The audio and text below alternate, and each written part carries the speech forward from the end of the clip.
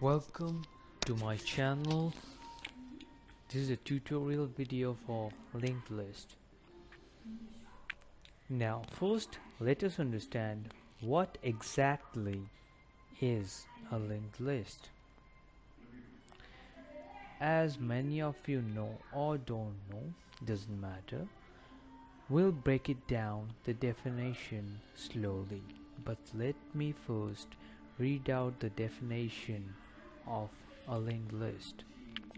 A linked list is a linear collection of data elements in which linear order is not given by their physical placement in memory, each pointing to the next node by means of a pointer. It is a data structure consisting a group of nodes which together represent a sequence. What we just read out is to be understood by each one of us. So let us begin by looking at the structure of a linked list. Suppose there is a girl whose name, let's say, is Start. Now this girl Start knows another girl whose name, let's say, is Node 1. I know the names sound ridiculous to you, but this is the concept of linked list, so let us understand as per our convenience.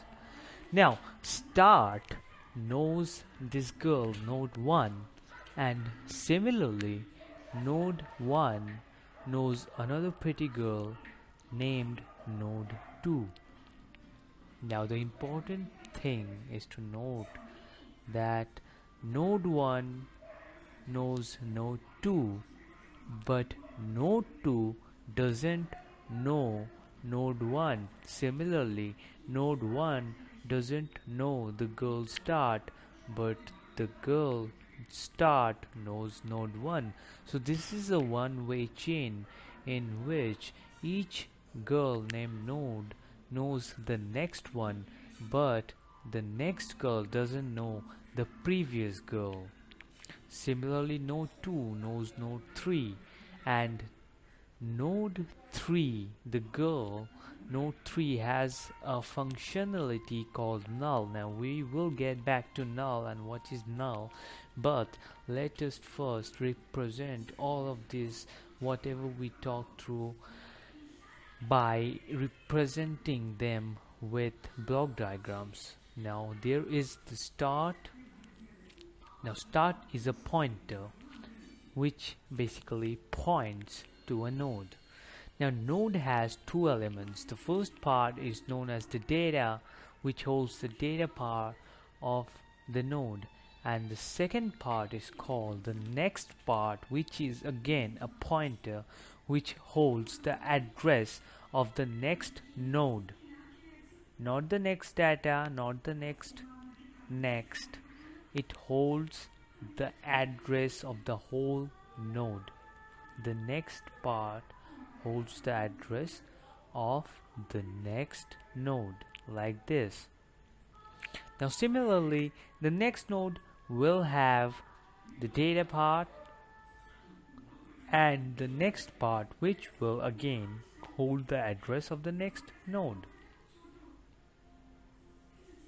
Now we draw the final node, the third node, and we will make this linked list of consisting of just 3 nodes.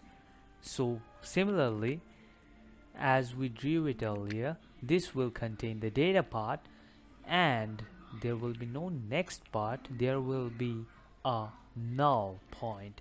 Now null point similarly means that null doesn't hold any address of any node. It is the ending point of a linked list, so we just represent it by simply placing a cross around it. Now we can place any data, number, digit, spreadsheets, whatever you name it. So we are just, for our simplification, we are just taking A and G, and we are keeping the start pointer pointing to the whole start of the first node. Now let us understand this concept thoroughly once again for our convenience, because linked list is one of the most important topics in data structure. So the start pointer is pointing to the first node. The first node's next part is pointing to the next node, or we can say that the next part is holding the address of the next node, and similarly the second node next part is holding the address of the third node, and the last node doesn't hold any addresses, so the next part is simply named null, which doesn't hold any address and is marked as a cross. We can think the same concept in case of a train. We can consider the engine being the start and the bogies being the nodes. The start holds the nodes together and points to the first node. This is the start, and it is connected only to the first bogie, and the first bogie similarly is connected to the second bogie.